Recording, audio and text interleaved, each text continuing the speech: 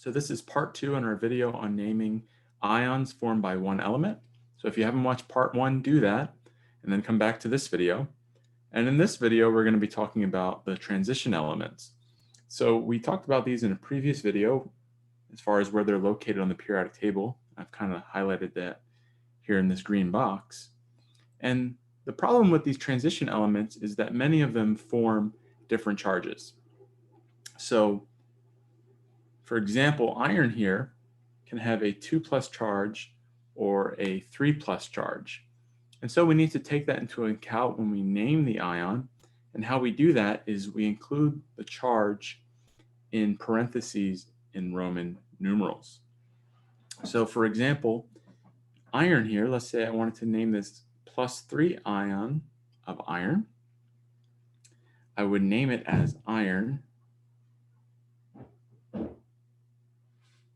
3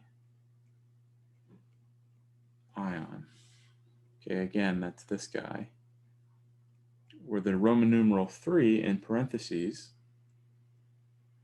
is referring to the magnitude of the charge, okay?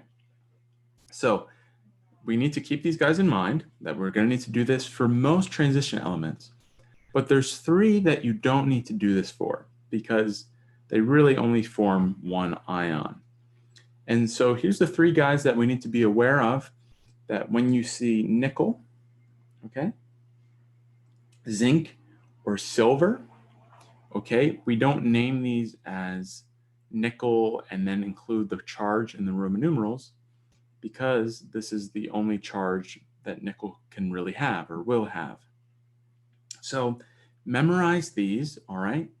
They always occur with only one charge, so chemists don't include the magnitude of their charge in their names. They're just nickel, zinc, and silver. And if you go back to the periodic table like I showed, you could see that they're the only option we have here for these elements. Okay, silver is alone, zinc, and nickel. Okay, where everybody else has multiple charges that we need to indicate in the name. Okay, so let's look at some special cases. We aren't really going to be encountering these too much, perhaps in the class, but just so you know and you're aware, and if you go on to another chemistry class, you have these guys that form elemental diatomic ions, like this O2 2-. It's called a peroxide ion. You have this guy here. This is kind of weird. It's a diatomic mercury ion, and it's named as if it's a single atom. It's called mercury 1 ion, okay? That exists separately, even though there are no individual mercury +1 ions under common conditions. So again, kind of a weird exception there. So, or a special case, I should say. And so here we go. We have ions that have a +4 charge. These are a little more common, and we might see these. So guys like tin and lead form a +4 ion. So we have to keep those in mind. These 4+ ions might show up.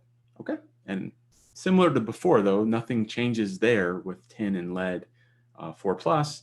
You just include the magnitude in parentheses in Roman numerals in the name. All right, so let's do some examples here. So the first one says, what is the formula of copper 2 ion? Well, similar to when we were naming ions before, we just find its symbol on the periodic table. Okay. And since, again, these transition elements, some of them can have multiple charges, we have in Roman numerals here the magnitude of the charge. For transition metals, or for metals in general, they're positive charges. So we're going to do 2+, okay? So that's copper 2+ ion. That's its formula. Okay, so what's the name of this element here, or this ion, I should say? Well, how we're going to name him, this is the symbol for cobalt. So this is going to be cobalt. And then in Roman numerals, we're going to include the magnitude of the charge, 2, okay, which is here. Include the magnitude of the charge, and then we just include ion at the end of the name. okay, because it's a charged species. So it gets that ion part of the name from that. Okay, so what's the name of this guy? So you might be tempted, okay, we look at this guy and we say it's zinc 2 ion, right? We might be tempted to do that, but remember, if you go back actually a few slides, zinc is one of these guys that only occurs with one charge. So chemists don't include the magnitude of its charge in its name. It's an exception. So we don't want that Roman numeral there. We just want zinc ion. Okay, this is correct. So that's an example of how we're going to be naming these ions formed by one element when they're transition elements. And so we're going to be going on to naming ionic compounds, I believe, in the next video. So see you there.